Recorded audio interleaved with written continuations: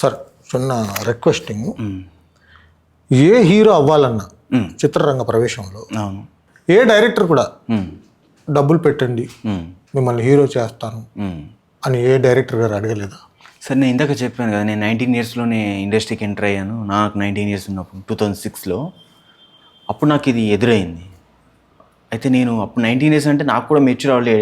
అంటే అంత మంచోళ్ళే మనకు ఛాన్స్ ఇస్తున్నారు కదా, డబ్బులు పెట్టమంటున్నారు కదా అని చెప్పేసి డబ్బులు పెట్టాను. కొంతవరకు మోసపోయాను.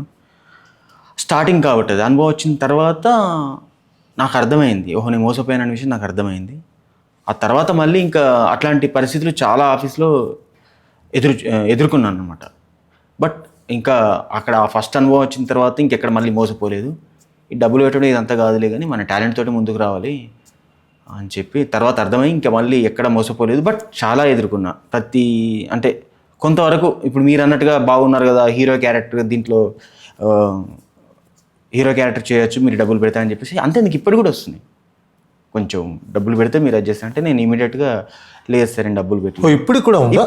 ఇప్పటికి కూడా అంటే లీడ్ రోల్ నీదే కాబట్టి మీరు కొంచెం అడ్జస్ట్ నీకు లైఫ్ వస్తుంది కదా అని చెప్పేసి అంటున్నారు. కానీ బట్ ఏదేమైనా అది నా డబ్బులు పెట్టి ముందుకు రావడం అనేది కరెక్ట్ కాదని నా ఫీలింగ్. అది మిగతా వాళ్ళు డబ్బులు ఉన్న వాళ్ళు పెట్టుకొని రావచ్చు, అది వాళ్ళ ఇష్టం.